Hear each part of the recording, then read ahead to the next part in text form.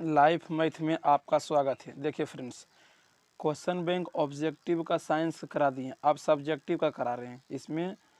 इसमें लिखा हुआ है कि श्रेणी क्रम या पास क्रम को ही हम समांतर क्रम कहते हैं।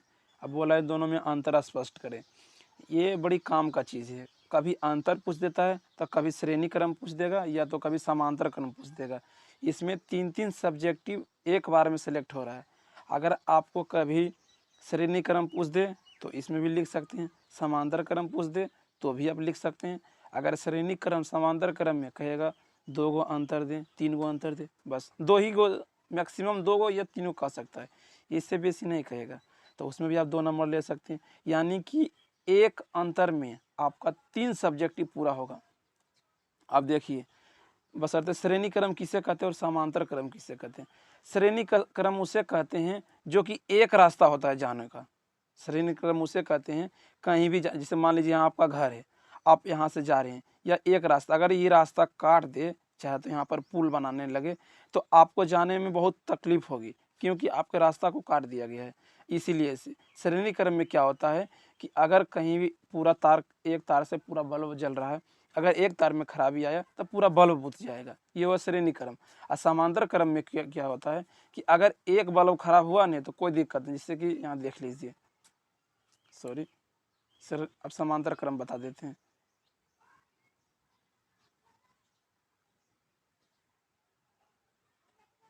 समांतर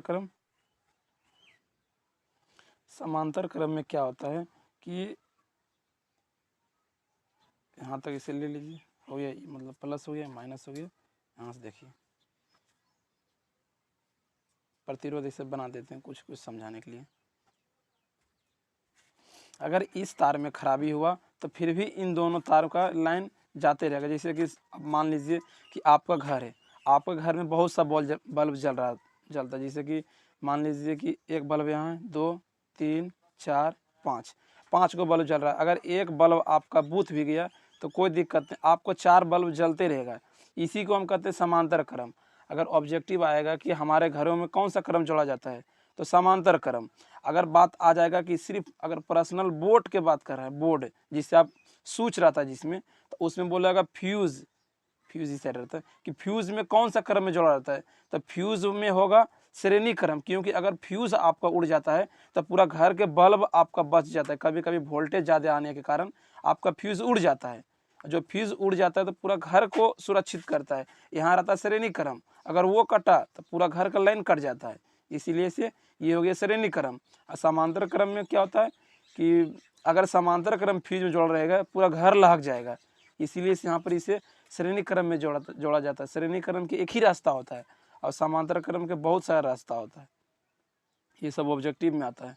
अब देखिए अंतर दोनों को एक नंबर में श्रेणी क्रम में देखिए, श्रेणी क्रम के अमीटर में जोड़ा जाता है। ये सब ऑब्जेक्टिव भी आ सकता है। श्रेणी क्रम के अमीटर में जोड़ा जाता है और पार्श्व क्रम या तो समांतर क्रम भी कह सकते हैं आप। पार्श्व क्रम को वोल्ट मीटर में जोड़ा जाता है। श्रेणी क्रम के प्रत्येक प्रतिरोध का मान समतुल्य प्रतिरोध से कम होता है। मतलब श्रेणी क्रम में प्रतिरोध का मान कम होता है और पार्श्व क्रम के प्रत्येक प्रतिरोध का मान समतुल्य प्रतिरोध से ज़्यादा होता है। प्रतिरोध का मान मतलब समांतर क्रम में ज़्यादा होता है और श्रेणी क्रम में कम होता है। देखिए अंतर 3 नंबर, श्रेणी में एक बिंदु से दूसरे, सॉरी नहीं दिख रहा है, श्रेणी में एक बिंदु पर खराबी होने से दूसरा बिंदु पर प्रभावित होता है। जैसे कि मान लीजिए ये तार है, इस तार से ये भी बॉल जल रहा है, इसी तार से यहाँ भी बॉल जल रहा है। अगर यहाँ खराबी होगा तो दूसरा बल्ब प्रभावित होगा कि नहीं, वही बोल रहा है कि श्रेणी क्रम में एक बिंदु मतलब यहाँ खराबी हुआ तो दूसरे बिंदु पर भी प्रभावित होता है। यानी कि इस बॉल भी प्रभावित, यानी कि ये भी बॉल नहीं भरेगा। हो गया तीसरा अंतर। देखिए पार्श्व क्रम में एक बिंदु पर खराबी होने से दूसरा बिंदु पर प्रभाव नहीं पड़ता है। समांतर क्रम में क्या होता है, जैसे कि मान लीजिए यहाँ से इसमें एक बॉल जल रहा है, एक बॉल यहाँ जल रहा है। अगर ये तारे में खराबी आ गया तो क्या ये चारों बॉल जलेगा कि नहीं जलेगा? जलेगा। यही दोनों खाली बुतेगा, बाकी बात ये सब जलेगा। इसीलिए इसने घर में समांतर क्रम में जोड़ा जाता है। और पर्सनल अगर बोर्ड के फ्यूज़ की बात करें तो वहाँ श्रेणी क्रम में जोड़ा जाता है, पूरा घर को सुरक्षित कर देता है। कभी कभी बहुत कस के वोल्टेज आने के कारण आपका वो फ्यूज़ उड़ जाता है, घर में टीवी, फ्रिज, पंखा, बल्ब सब बच जाता है। देखिए अब आ गया दूसरा, उत्तल और अवतल में अंतर स्पष्ट करें। श्रेणी क्रम और समांतर क्रम हो गया, अब आ गया उत्तल और अवतल में अंतर को स्पष्ट करें। देखिए उत्तल दर्पण किसे कहते हैं और अवतल दर्पण किसे कहते हैं। उत्तल दर्पण उसे कहते हैं जिससे कि देखिए इसके उभरी हुई सतह, यानी कि जो उठी हुई सतह है उसे हम उभरी हुई सतह कहते हैं। उभरी हुई सतह इसमें पॉलिश किया होता है, इसे बोलते हैं हम अवतल दर्पण। और उत्तल दर्पण हम उसे कहते हैं जिसकी धंसा हुआ सतह, यानी कि जो भीतरी सतह है ना, इसे हम भीतरी सतह भी कह सकते हैं या तो धंसा हुआ भी सतह कह सकते हैं। इसकी धंसा हुआ सतह में पॉलिश किया हो रहता है, इसे हम कहते हैं उत्तल दर्पण। बहुत सब कन्फ्यूजन होता है कि उत्तल दर्पण अवतल दर्पण किसे कहते हैं, ध्यान से देख लीजिए। अवतल दर्पण ऊपर में रहेगा, उत्तल दर्पण भीतर में रहेगा, इसका कलई किया हुआ है, कलई किए हुए पेंट भी कहते हैं, पेंट किया हुआ रहता है। देखिए उत्तल दर्पण और अवतल दर्पण में अंतर स्पष्ट करें। इसी में भी वही बात है, अगर उत्तल दर्पण पूछा तो इन सब लिख दीजिए, और अवतल दर्पण पूछा तो ये सब लिख दीजिए। इसमें भी 2 गो हो गया और एगो पूछ सकता है अंतर, तो तीन सब्जेक्टिव इसमें कवर हो रहा है। देखिए 1 नंबर से अवतल दर्पण, इसमें परावर्तक सतह धंसी हुई होती है। जिसे परावर्तक सतह जो है ना, मतलब कि जो देखने वाला सतह है जो देखने वाला सतह है वो धंसा हुआ रहता है, उसका बात बोल रहा है। इसमें बोल रहा है कि इसमें परावर्तक सतह उभरी हुई रहती है, यानी कि जो इसमें देखेगा तो आगे से देखेगा तो इसका उभरी हुई सतह रहता है। अब 2 नंबर देखिए, उभरी भागों का पॉलिश किया हुआ रहता है। अवतल दर्पण में उभरी हुई भागों का पॉलिश किया हुआ रहता है, और उत्तल दर्पण में धंसी हुई भागों का पॉलिश किया हुआ रहता है। जो भाग धंसा हुआ है उसका पॉलिश किया हुआ रहता है। क्वेश्चन नंबर 3 देखिए, सॉरी मतलब कि अंतर 3 देखिए कि वास्तविक और काल्पनिक दोनों प्रतिबिंब बनता है। अवतल दर्पण में वास्तविक और काल्पनिक दोनों प्रतिबिंब बनता है। अवतल दर्पण की हम बात कर रहे हैं, और उत्तल दर्पण में हमेशा काल्पनिक प्रतिबिंब बनता है। और 4वां अंतर देखिए, वस्तु का प्रतिबिंब, अवतल दर्पण की बात कर रहे हैं, वस्तु का प्रतिबिंब बड़ा, बराबर, छोटा सब आकार का बनता है। और उत्तल दर्पण में सिर्फ वस्तु का प्रतिबिंब हमेशा छोटा बनता है। अगर कभी कभी ऑब्जेक्टिव आ जाए, जैसे मान लीजिए यहाँ फोकस है, ये फोकस हो गया और यहाँ सेंटर हो गया, तो सेंटर पर अगर वस्तु लेगा ना तो उसका प्रतिबिंब भी उसका प्रतिबिंब भी सेंटर पर ही बनता है। ये ऑब्जेक्टिव आता है, ध्यान रखिएगा ये ऑब्जेक्टिव को। आपको क्वेश्चन नंबर अंतर देखिए 65, इसमें बोल रहा है कि काल्पनिक एवं वास्तविक प्रतिबिंब में अंतर को स्पष्ट करें। इसमें वही बात है, काल्पनिक और वास्तविक प्रतिबिंब को अंतर स्पष्ट करें। ये अंतर वही स्पष्ट कर सकता है जो काल्पनिक प्रतिबिंब को जानता हो और जो वास्तविक प्रतिबिंब को जानता हो। अगर आपको कहे कि महिला और पुरुष में अंतर को स्पष्ट करने के लिए, अगर आप जो महिला को जानता है, जो पुरुष के जानता है, वही नहीं अंतर स्पष्ट कर सकता है। और अनठेकानी जो छोटा बच्चा है जिसे पता नहीं है कि स्त्रीलिंग पुल्लिंग किसे कहते हैं, वो अंतर कर सकता है? वो नहीं कर सकता है। जो नॉलेज जिसे होगा वही अंतर कर सकता है। वही बात यहाँ पर काल्पनिक प्रतिबिंब और वास्तविक प्रतिबिंब, जो जानेगा वही इसका विस्तार से अंतर कर सकता है। या तो अगर कहीं कहीं सब्जेक्टिव में आएगा तो आप इतना बात भी लिख दीजिएगा तो संभव है कि नंबर मिल जाएगा। देखिए क्वेश्चन थी अंतर 1 से, काल्पनिक प्रतिबिंब हमेशा सीधा होता है, काल्पनिक प्रतिबिंब हमेशा सीधा होता है और वास्तविक प्रतिबिंब हमेशा उल्टा होता है। अब पहले ये समझ लीजिए काल्पनिक प्रतिबिंब कहते किसे। काल्पनिक प्रतिबिंब उसे कहते हैं जिसे हम आभास करते हैं, हम उसे पर्दा पर उतार नहीं सकते। जैसे कि मान लीजिए एक यहाँ मिरर है, मतलब आईना जिसे घर में आप बोलते हैं, दर्पण। ये आईना है, आप यहाँ पर एक बुतरू खड़ा है, तो जिससे कि इसका फोटो तो आईना के पीछे न बनता है। जैसे कि मान लीजिए यहाँ बना है, हम पार के बता दिए हैं, वास्तव में बनता नहीं है, उसे हम आभास कर सकते हैं। आप मान लीजिए एक आईना रखिए सामने में, अब अपना तस्वीर देखिए उसमें, तो देखिएगा क्या कि आपका तस्वीर मतलब कि आपका फोटो दिखाएगा, मतलब जितना आप दर्पण से दूर रहेंगे ना तो उतना दूर आईना आपको भी मतलब कि दर्पण भी आपका फोटो पीछे दिखाएगा, लेकिन आप हाथ से खोजिएगा पीछे में तो नहीं मिलेगा। उसी को हम कहते हैं काल्पनिक प्रतिबिंब। आप कभी कभी अगर आपको फुर्सत है तो देखिए, आईना के सामने जाइए, छोटा सा आईना रहता है घर में, उसे पकड़िए हाथ में और आप मतलब 1 मीटर को दूरी पर और हाथ से उधर हिलाइए आईना पिछुआ में, आपको पता नहीं चलेगा कि कहाँ मेरा दर्पण गया है, मतलब कि मेरा प्रतिबिंब गया है। उसी को हम कहते हैं काल्पनिक प्रतिबिंब। अब वास्तविक प्रतिबिंब उसे कहते हैं जो दिखता है। जैसे कि आपका कोई भी चीज़, यहाँ दर्पण है, ये अवतल दर्पण है, यहाँ पर यह मान लीजिए फोकस है, यहाँ सेंटर है। अब अगर फोकस और पोल, इसे पोल कहते हैं, फोकस और फोकस मतलब यहाँ मान लीजिए फोकस है, यहाँ सेंटर है, फोकस और पोल, इसे हम पोल कहते हैं इंग्लिश में, इसे हिंदी में ध्रुव कहते हैं। फोकस और पोल के बीच रहेगा तो यहाँ काल्पनिक प्रतिबिंब बनेगा, सीधा बनेगा, वही बोल रहा है। तो काल्पनिक प्रतिबिंब फिर हो गया, आभास होगा। लेकिन वास्तविक प्रतिबिंब क्या होता है, जब यहाँ हम वस्तु पर लेते हैं तो इसका कटा हुआ मतलब कि यहाँ दिखता है कि उल्टा है, ये हमें आभास होता है, इसीलिए से ये हो गया वास्तविक प्रतिबिंब। और जो आईना की बात बोले हैं वो हो गया काल्पनिक प्रतिबिंब। अब देखिए, काल्पनिक प्रतिबिंब हमेशा सीधा बनता है और वास्तविक प्रतिबिंब हमेशा उल्टा बनता है। अच्छा, आपसे हम एक बात पूछते हैं कि आँख में हमारा कौन सा प्रतिबिंब बनता है? कमेंट बॉक्स में डाल दीजिएगा लिखकर। देख दूसरा में, इसे पर्दा पर प्राप्त नहीं किया जा सकता है। क्या बोल रहा है? काल्पनिक प्रतिबिंब को पर्दा पर प्राप्त नहीं किया जा सकता है। स्वाभाविक बात है, उसे कैसे बना सकते हैं? वो जो दिखिए नहीं रहा है तो कैसे उसे हम बना सकते हैं? अब देखिए, इसे पर्दा पर प्राप्त किया जा सकता है, यानी कि वास्तविक प्रतिबिंब को पर्दा पर प्राप्त किया जा सकता है। काल्पनिक प्रतिबिंब किरण के काल्पनिक नहीं लिखा है, काल्पनिक प्रतिबिंब किरण को काल्पनिक कटने से बनता है। थोड़ा सा लिखा होना चाहिए कि काल्पनिक प्रतिबिंब काल्पनिक कटने से बनता है। काल्पनिक प्रतिबिंब काल्पनिक कटने से बनता है और वास्तविक प्रतिबिंब की किरण वास्तविक कटने से बनता है। हो गया। अब देखिए दूसरा, ये तो हो गया था उत्तल और अवतल, पहले करा दिए। काल्पनिक प्रतिबिंब वास्तविक प्रतिबिंब ये भी हो गया। अब देखिए, प्रत्यावर्ती धारा और दृश्य धारा में अंतर स्पष्ट करें। प्रत्यावर्ती धारा किससे कहते हैं और दृश्य धारा किससे कहते हैं? बहुत ईजी है। प्रत्यावर्ती धारा जो हमारे घरों में यूज होता है, ऐसा बात नहीं है कि दृश्य धारा नहीं यूज, दृश्य धारा भी यूज होता है।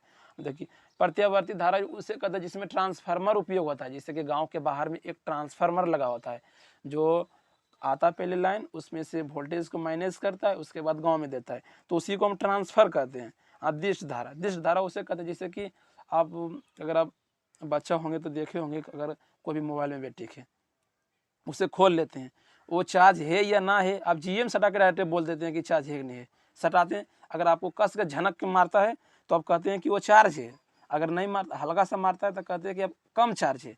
ये हो गया दृश्य धारा। अब प्रत्यावर्ती धारा को आप कभी भी टोका बजाते हैं तो उसे जीएम सटा के देखिएगा, मरिए जाएगा जीएम सटाइएगा, तो कभी भी जी में नहीं सटाना चाहिए। कभी कभी अगर कोई गलती से छूता है तो उसका डेथ हो जाता है। इसीलिए से ये प्रत्यावर्ती धारा ये है और दृश्य धारा ये। यहाँ बोला है प्रत्यावर्ती धारा को हम बैटरी में प्रयोग नहीं कर, मतलब कि बैटरी में कंट्रोल उसे हम नहीं कर सकते हैं, और दृश्य धारा तो बैटरी में रहता है। देखिए, अब इसका अंतर देखते हैं।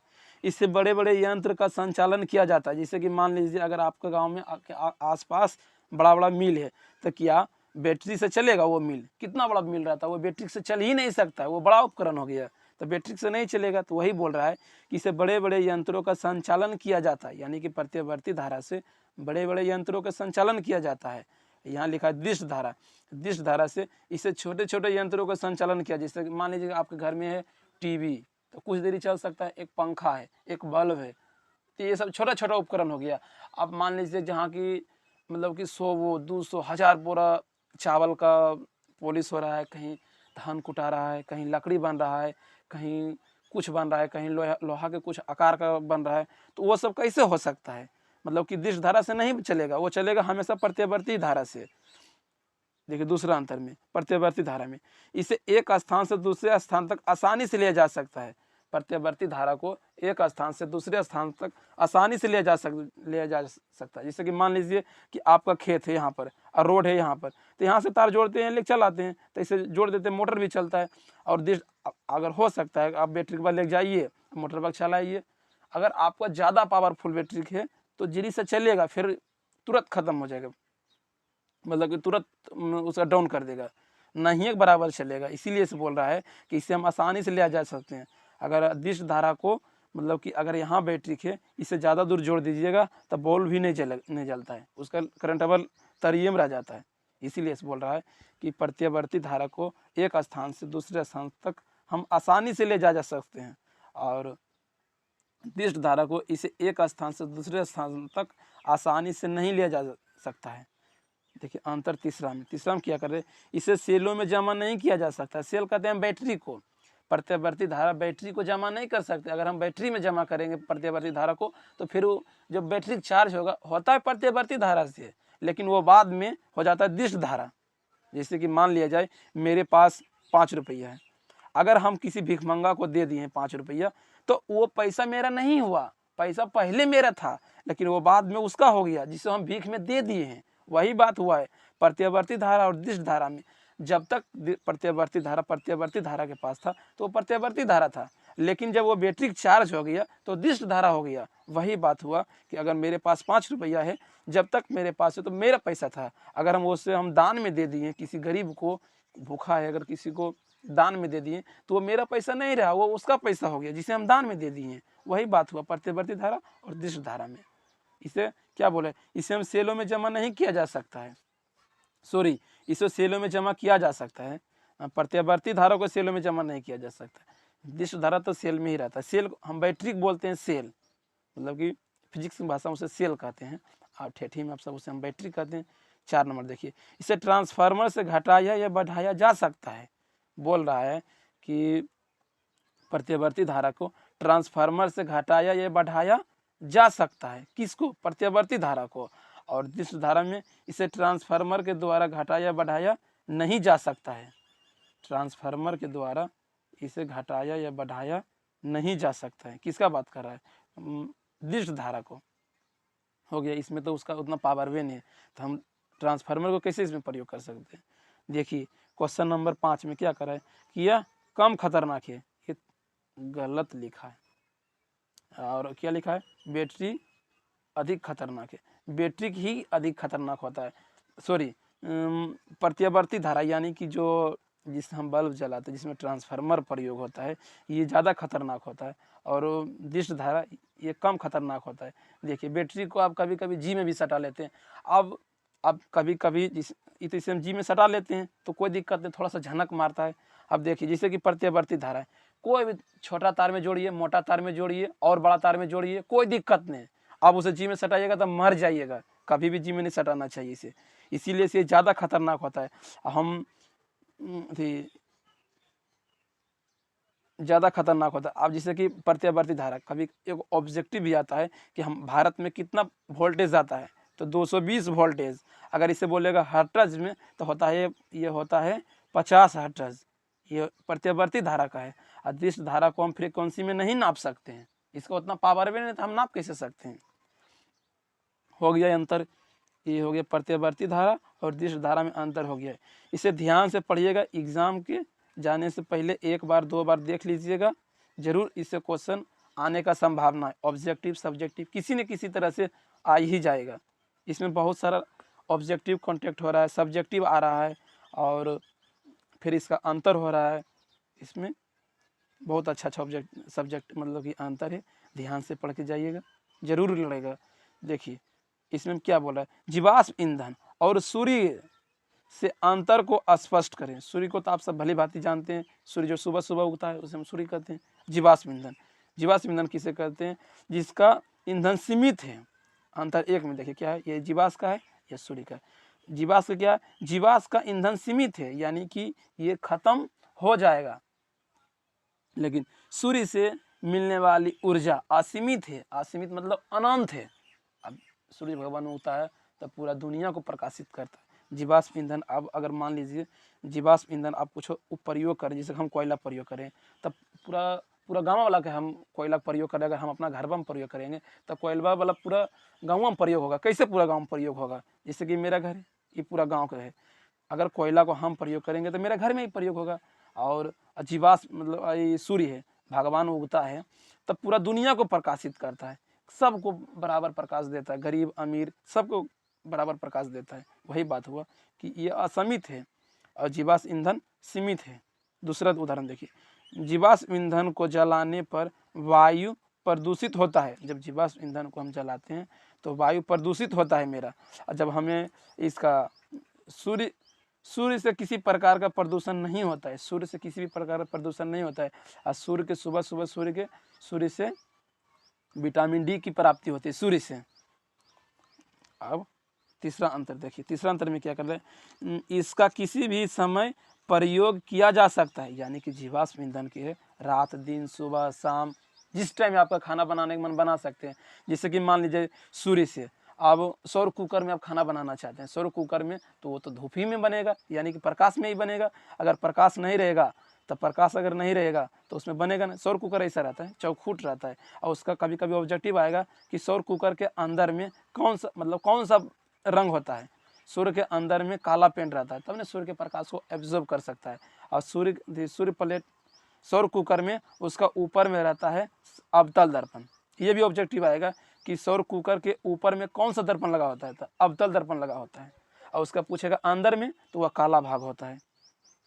देखिए क्या बोल रहा है, इसे दिन में ही उपयोग किया जा सकता है। सूर्य का दिन में ही प्रयोग कर सकते हैं, रात में नहीं। रात में तो रात हो जाता है, तो रात में सूर्य रहता है कैसे, तो रात में कैसे प्रयोग करिएगा। इसीलिए से इसका 3 गो अंतर हो गया है, ध्यान से पढ़ लीजिएगा। ऑब्जेक्टिव, ये सब सब्जेक्टिव इसमें आने का संभावना एग्जाम में।